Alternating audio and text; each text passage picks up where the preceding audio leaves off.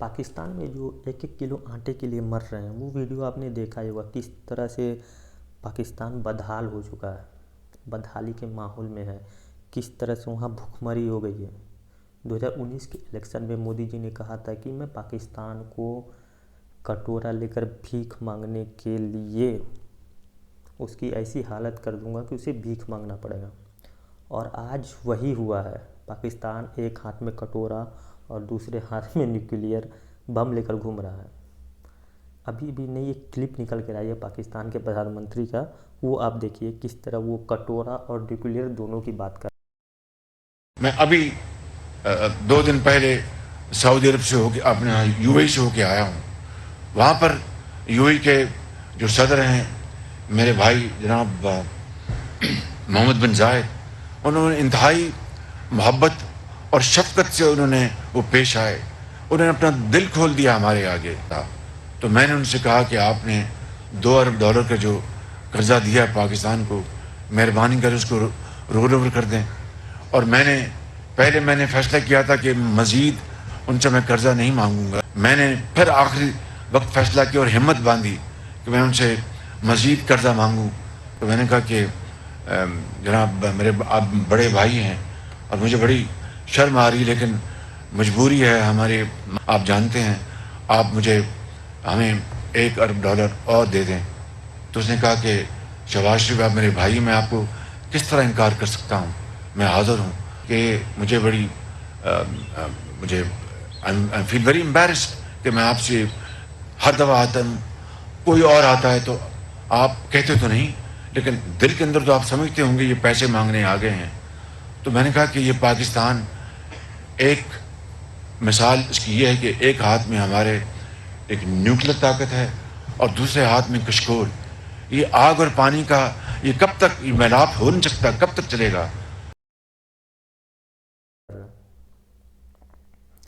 तो हुआ यूं कि ये भाई साहब शहबाज शरीफ हैं, वो चले गए यूएई लोन मांगने। तो वहाँ से उन्हें भीख तो मिला, उन्होंने बताया कि किस तरह से उनके यहाँ भूखमरी है, क्या क्या सीन है।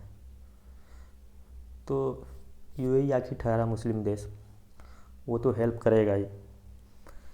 तो उसने हेल्प तो कर दी है, लेकिन पाकिस्तान की हालत ऐसी है कि उतने पैसे से कुछ नहीं होने वाला।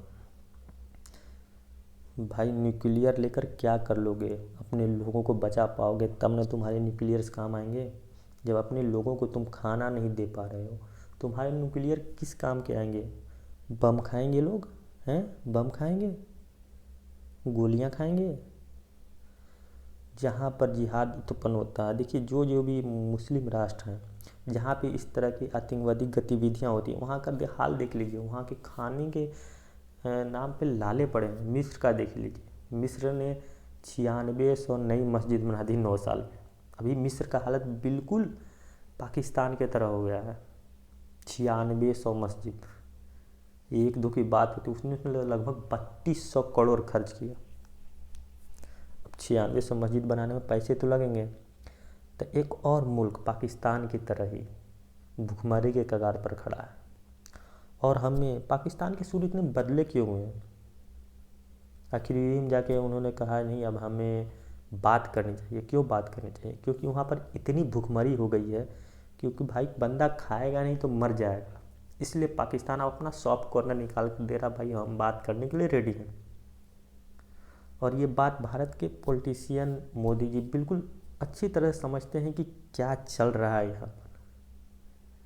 वो तो पहले ही बोल चुके थे। तो आज वही स्थिति पाकिस्तानियों के साथ उत्पन्न हो गई है। और मैं दुआ करता हूँ कि आगे भी ऐसा ही चलता रहे। पाकिस्तान में कितने मंदिर तोड़ दिए गए सिर्फ कट्टरवाद के नाम पे।